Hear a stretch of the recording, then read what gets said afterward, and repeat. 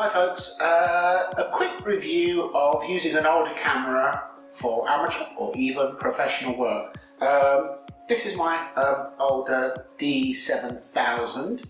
I still use this a lot, mainly for videos, but I do use it for a lot of stock photography for products that I sell online. This has been superseded by the 7100, then the 7200, and recently the 750. Now this is 16 megapixels, whereas the following cameras, the 71 and 72, are 24 megapixels. And you may think, well, 16 megapixels, is that really enough? Well, here's some figures for you, just to give you something to think about. The resolution on the D7000 is 4928 by 3262, giving a total of 16 megapixels. Now, even if you were shooting professional work or high quality work, then depending on what you are shooting and where it's going to go.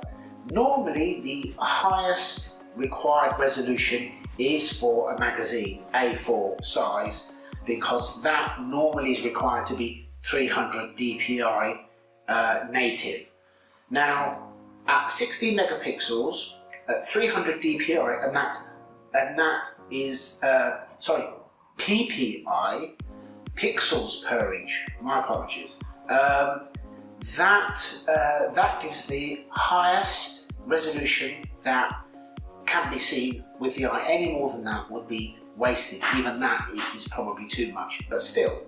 Now, at 300 pixels per inch, that resolution translates into 16.4 inches length by 10.8 inches wide, and an A4 is 11.69 high by 8.27 wide, so it easily exceeds that at 300 dpi, which is no surprise that the D4 and D4S were 16 megapixels, and they've only recently been superseded by the D5, which is only upped it to 20. So you have plenty of pixels for the highest image quality that is required. Obviously, if you're going larger than that, you may ask, well, that's not quite enough. But when you go to a higher size, you are looking from further away, and therefore the pixels per inch that are required begins to drop. Ironically, people think that the highest resolution of all is required for something like a billboard. But if you do have a little search online, you'll see that some billboards, they need hardly anything. 2 or 3 or 4 megapixels can be enough because it is viewed from so far away. So whereas an A4 page in a magazine that's read here may require 300 dpi, a 12 by 18 image on a wall can comfortably be 200 or 160. And that can drop as the image gets bigger because it is to be viewed from further away. So in terms of resolution, with the exception of cropping, then this can provide everything that you need. Obviously, if you are doing landscapes, if you are doing something that you do want, architecture, the highest possible detail, whether it is for printing even in large format in the highest resolution that you can, then obviously that's when you look at the higher resolutions, be it 24 or the 36 megapixels of the D800 or the 40 odd of the D850. But there is one caveat, and that is that the lenses are not capable of resolving that sort of detail. So nearly all of the Nikon lenses, if they are used on, say, the D850, which is 44, 45 or 46 megapixels, my apologies, they would not resolve anything near 46. They wouldn't even resolve the detail of 36. In fact, if you were to put the best Nikkor lens on a D850 and also on a D750, which is 24 megapixels, the D850 would be better, but the detail resolved would only be 10 or 20% more.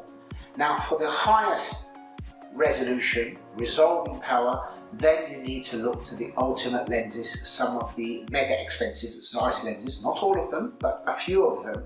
Then you will resolve much closer to what the camera is capable of, but it will still not be 46 megapixels of detail.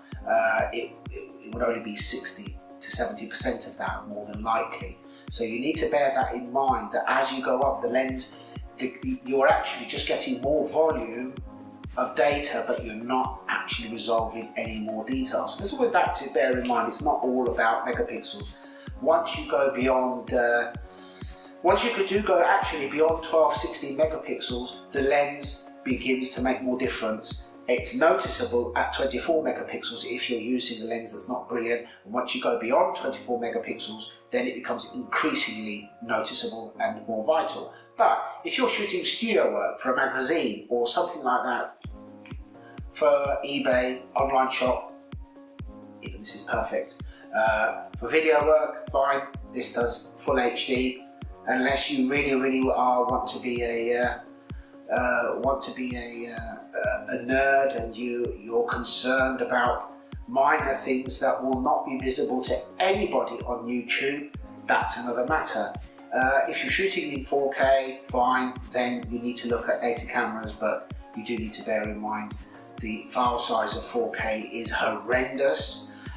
You actually need a very powerful computer to be able to process that sort of data, and the storage for it can become absolutely ridiculous. And when they're viewed on YouTube, which is where most videos end up nowadays, it's marginal difference. Fine, if you really are a specialist, that's another matter, then you'll be looking for something specialist. I'm just referring to the use of a camera like this, which is, this body is available.